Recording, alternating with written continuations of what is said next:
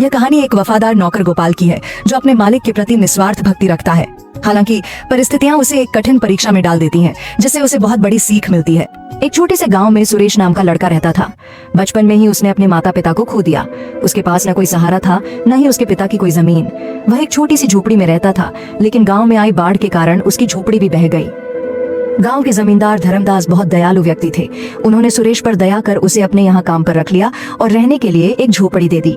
समय बीतता गया और सुरेश बड़ा हो गया। अब वह पूरी लगन से जमींदार के यहाँ काम करता था और जमींदार भी उस पर बहुत भरोसा करने लगे थे।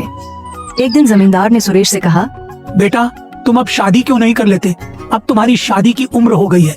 तुम्हारी पत्नी आएगी तो तुम्हारे कई कामों में हाथ बौंटाएगी। मैं चाहता हूँ कि मेरे जीते जी तुम्हारी शादी हो जाती। क्या जाने कब भगवान का बुलावा आ जाए। सुरेश बोला, मालिक, ऐसा क्यों कह रहे हो? मेरे लिए आप ही सब कुछ हैं। आप जैसा उचित समझे मैं वही करूँगा। जमींदार बोले, मेरी नजर में तुम्हारे लिए एक बहुत अच्छी लड़की है। शादी के खर्च की चिंता मत करना, वह मेरी जिम्मेदारी होगी। सुरेश झिझकते हुए बोला, जो भी आपका निर्णय होगा वह मेरे भले के लिए ही होगा। आप मेरे पिता समान हैं। धर्मदास का बेटा विक्रम ये सब सुन लेता है और गुस्से में अपने पिता के पास आता है। पिताजी, ये आप क्या कर रहे हैं? सुरेश हमारा नौकर है और आप उसकी शादी का खर्च क्यों उठा रहे हैं? धर्मदास ने सख्ती से जवाब दिया। वह मेरा नौकर नहीं, बेटे जैसा है। विक्रम चिढ़कर बोला, आप मेरे पिताजी हैं या उसके? धर्मदास नाराज होकर बोले, जब मैं बीमार था तब कहाँ गया था तुम्हारा अपनापन? तब सुरेश ने मेरी कितनी सेवा की थी। वह दिन रात मेरी देखभाल करता था और तुम अपने शौक में मस्त रहते थे। तुम मुझे मत सिखाओ कि कौन अपना है और कौन पराया। विक्रम और भी गुस्से में आ गया। उसने सोचा कि उसे सुरेश को रास्ते से हटाना होगा। विक्रम नशे और जुए की लत में डूबा हुआ था। एक दिन उसने अपने पिता से 10,000 रुपए मांगे, लेकिन जब जमींदार ने उसे पैसे देने से इनकार कर दिया तो वह भड़क उठा। विक्रम ने सोचा, अब मैं देखता हूँ कि मुझे पैसे कैसे नहीं मिलते। वह चोरी की योजना बनाने लगा। अगले दिन जमींदार की तिजोरी से 20,000 रुपए गायब हो गए। पूरे घर में हड़कंप मच गया। विक्रम मौके का फायदा उठाकर बोला, पिताजी, चोर और कौन हो सकता है? सुरेश ही होगा। सुरेश हैरान रह गया।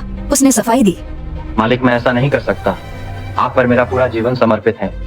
लेकिन विक्रम ने उसे झूठा ठहराते हुए उसके घर की तलाशी की मांग कर दी। जमींदार ने पहले विक्रम के कमरे की तलाशी ली, लेकिन वहाँ कुछ नहीं मिला। फिर सुरेश की झोपड़ी की तलाशी ली गई और वहाँ से पैसे मिल गए। सुरेश स्तब्ध रह गया। यह कैसे हो सकता है? यह किसी की साजिश है। जमींदार का भरोसा टूट गया। विक्रम बोला, देख लिया पिताजी, अब पता चला कि कौन सच्चा है और कौन झूठा। धर्मदास को बहुत बड़ा झटका लगा। उन्होंने सुरेश की तरफ देखा, लेकिन कुछ नहीं बोले। सुरेश रोते हुए बोला, मालिक, मैं निर्दोष हूँ। मैं आपके लिए जान दे सकता हूँ, पर चोरी नहीं कर सकता। धर्मदास ने गहरी सांस ली और कहा, मुझे अब कुछ नहीं कहना, तुम यहाँ से चले जाओ। सुरेश वहाँ से दुखी होकर चला गया। लेकिन गांव के एक बुजुर्ग ने यह सब देख लिया था। उन्होंने जमींदार को बताया कि उन्होंने आधी रात को विक्रम को चुपके से पैसे छुपाते देखा था। धर्मदास को जब यह सच पता चला तो उन्हें बहुत पछतावा हुआ। उन्होंने तुरंत सुरेश को बुलाया और गले से लगा लिया। बेटा, मुझसे बहुत बड़ी गलती हो गई। मैं तुम पर भरोसा नहीं कर सका। विक्रम ही असली चोर है।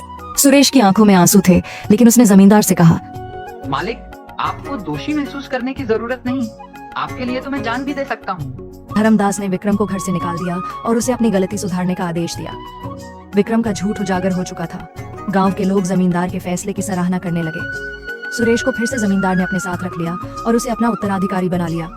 इंसान की असली पहचान उसके कर्मों से होती है, न कि उसकी संपत्ति से।